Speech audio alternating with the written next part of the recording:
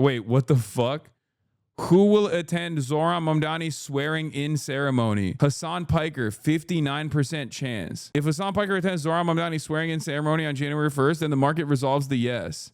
What the fuck? This is so unimaginably fucked up, dude. It is so fucked up. Especially because like I can tweak it. Like I can tweak the odds. I feel like I can just like engage in market manipulation and then bet on myself. I feel like there's no rules around this sort of thing. Skip it, bro. I'll put my daughter's college fund on no. We could all get rich. Let me get some of that insider info, big dog. It's fucking nutty, dude. It is so messed up because like I said, the stock market wasn't enough gambling, that they wanted to infuse more gambling into our gambling. And now you can directly gamble on everything. Hey guys, this is not bad, by the way. Hey, just make no mistake, this is not bad. Wait, is Hasan actually sponsored by KALSHI? No, of course not, man. What, really? You think I went from saying no to Polymarket offering $1 million to me to fucking saying yes to a KALSHI sponsorship after spending years and years speaking about the dangers of gambling, even though it's virtually thankless? You did gamble on stream. That's one L, but it's true, but whatever. Yes, I went to a fucking horse betting thing in Hong Kong on Austin's stream and I put money down. Yes. See, this is what I mean. This is what I mean. Do you see what I mean? There are differences, okay? It's an event in and of itself. It's content in and of itself. I didn't get fucking sponsored to do that. It's weird, like nobody gets mad when you go to Vegas and gamble, but you went to Hong Kong and you gambled on a horse race, so now you're a bad guy, just pick a fucking lane. No, I know. It also doesn't even matter. It's not like a real point of contention. It's not a real point of concern. People will try to find every like minor thing that they can make into a major standoff, like a major point of impurity or whatever. I'm glad that someone actually proved it though. That's precisely my point. My point is like, you can't even get mad at this stuff. You can't even say anything about this stuff because people will always find a way to be like, well, you've done it too. You know what I mean? The South Park episode where Don Jr. becomes like one of the advisors for KALSHI, that was real. That's a real thing. I didn't even know that at the time. And if you can't understand how fucking stupid this is and how devastating this is in general, I don't know what to tell you. It is definitely a real indication that things are not all right. Gambling should have ruined being a sports fan. I know. Like I wasn't even a sports fan to begin with, but I don't understand why people don't recognize how much, how pervasive of an how corrosive of an influence this has had. So unrelated, but are you attending the swearing in ceremony? I hadn't even thought about it. And now I don't even know if I can say I'm going to attend it or not because apparently the people are fucking gambling on it. You know, I didn't even realize that this was a thing. That's a no, sell. Okay, guys, don't even joke about this, please. Jesus Christ. DM me the answer. I'm trying to buy some land in Mexico. A Google insider has been officially exposed on Polymarket. This dude profited $1 million in a single day betting on the Google search markets. Google accidentally pushed the results early, then removed them, but not before it revealed he went 22-23 on his bets and ballooned to $3.9 million in open positions. This isn't a lucky streak. He previously made $150K predicting the early release of Gemini 3.0 before results were out. At this point, it's obvious he's a Google insider milking Polymarket for quick money. It's one of the wildest things I've seen on the platform. My point is, everything is computer, everybody transgender, everybody gambling. Okay, that's the point. And if you can't recognize how devastating that is, if you cannot comprehend how fucking bad this is overall, like Polymarket, KALSHI, all these different applications that are now deciding like, oh, we can just like gamble on everything. You can gamble on the news now. CNN is now collaborating with KALSHI. But hey, guess what? It's not gambling. It's a predictive market where you put money on things that are happening or things that may or may not happen. This is why I do not respect our elite class and think that the anti-billionaire sentiment is wholly justified and insufficient. Most of them are not rich due to any constructive contribution to society, but are a class of speculators and scam artists making money out of nothing. Yes. The gambling stuff is so bad. I don't know how to describe it other than like, how can people not see that everything is a vice now? I'm not one of these guys that is in favor of prohibition or any of those things. Like I personally think, you know, some vices are fine, you know, some moderate amount of vices are fine as long as it's like controlled, heavily regulated, heavily taxed. All this stuff is all right as long as it's like controlled, right? It's in a controlled environment because like vices are the spice that makes life more enjoyable. But allowing everything to happen on your phone, like being able to do all these vices on your phone and having these vices basically enter every part of your life, every day, every part of your day-to-day existence is definitely fucked up, especially when you have a government that doesn't really care about the safety and security of and the social welfare of the average American. and cares more about doing like little deals like this, farming as hard as they can. You know, you have open corruption of this sort. Trump Jr. joins betting market Kalshi as an advisor. That's insane, right? Except Donald Trump Jr. announced on Monday, this is from January, that he was joining Kalshi, a prediction market that allows users to bet on political developments as a strategic advisor. On election night at Mar-a-Lago, while bias outlets called to raise a coin toss, my family and close friends used the prediction market Kalshi to know we won hours ahead. He used his father's electoral victory as a way to do a fucking ad. He's also on Polymarket's board of advisors as well. And that's part of the reason why it seems impossible to control any of this stuff. Do you see what I mean? Don Jr. isn't just cashing in through Kalshi though. He also invested on Polymarket on August 26th. A week later, on September 3rd, the CFTC formally allowed Polymarket to re-enter the US to operate prediction markets. Yeah, fantastic story on corruption and regulatory arbitrage. Kalshi names Don Jr. as a strategic advisor, and the CFTC, Commodity Futures Trading Commission, does a 180 and decides that prediction markets that allow sports betting are outside the reach of state regulators. That's why all of the For You page ads on TikTok are basically talking about like, Kalshi has made it legal to gamble in every state. Like they literally say it. How are Republicans criticizing Hunter and Joe Biden of corruption when it was more nepotism while they're literally doing the actual corruption? It's because everything that they do is good and everything that the Democrats do is bad. Truth nuke. Everything that the Republicans do is good, and there needs to be more of it. And everything that the Democrats do is bad, and there needs to be less of it. Benjamin Freeman, who is a Kalshi user since 2024, the YouTube channel of his own, says Kalshi is not a gambling company. Saying so is incorrect. I assume that people calling Kalshi gambling are uninformed rather than being defamatory, but Kalshi is not gaming.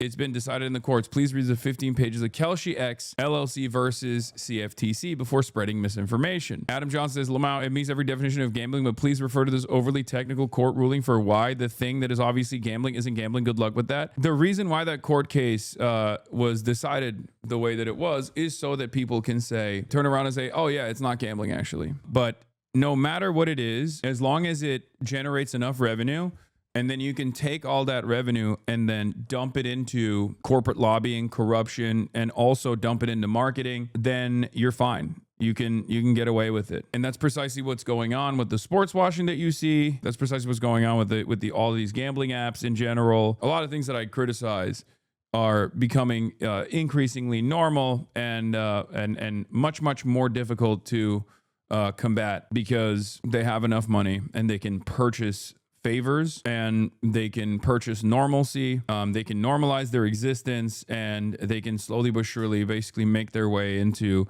everyday existence all around.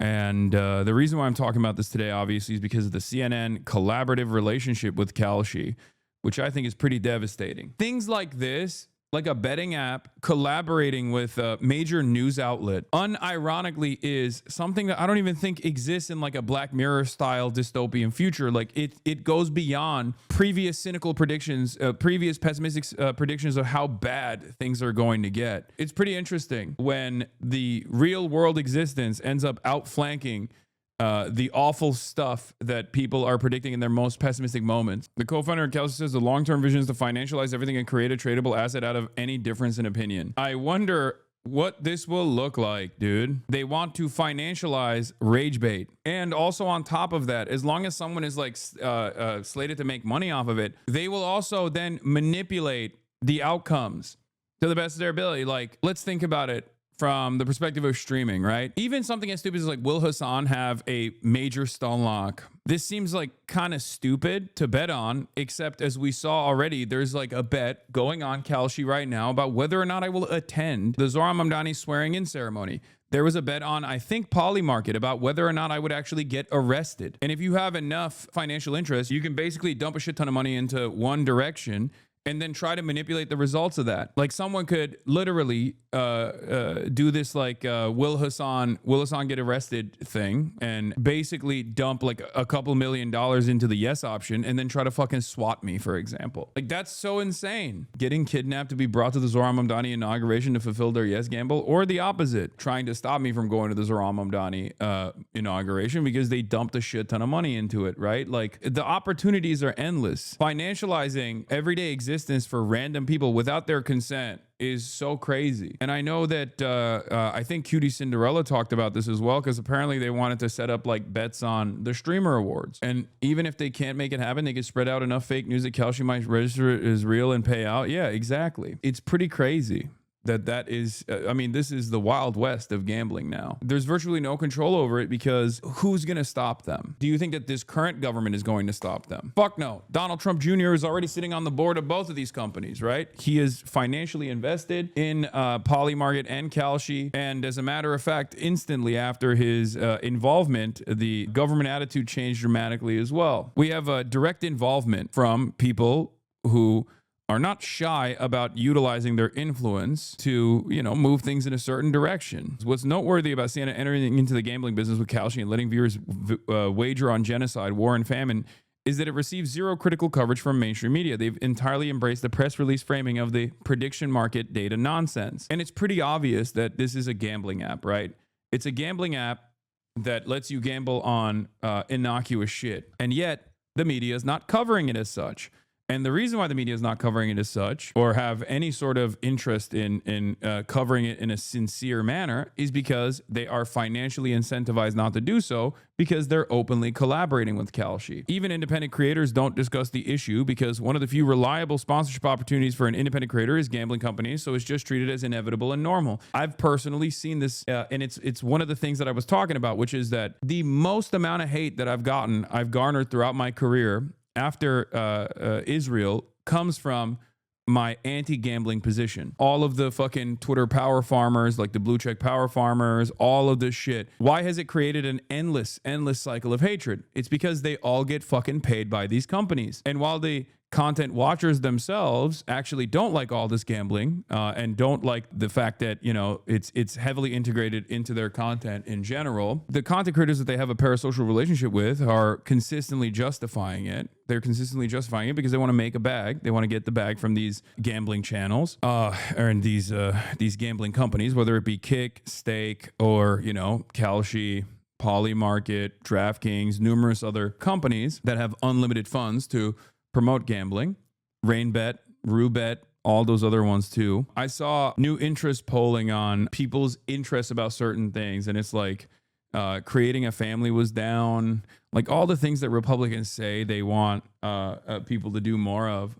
All of those interests were down, and the only thing that was up was money. I think that's capitalism in general. I think capitalism is basically creating an environment where the only thing you care about is trying to make money. And it creates this unique environment where, of course, getting the bag is the primary thing that you must do. You don't care about fucking being a good person. You don't care about like what the consequences might look like. It's all just about making money. The reality of the matter is, as people get poorer and poorer, they are more desperate for this upward social mobility, and they see gambling as an opportunity to do that. Desperate people will take a shot in the dark with the hopes that they will be able to win for once. And what they don't realize is it's actually not going to happen. Like back in the day, they used to call lottery tickets stupid tax. Now everything's a fucking lottery. And capitalism, along with deteriorating material conditions, makes people more desperate and more reliant on these get-rich-quick schemes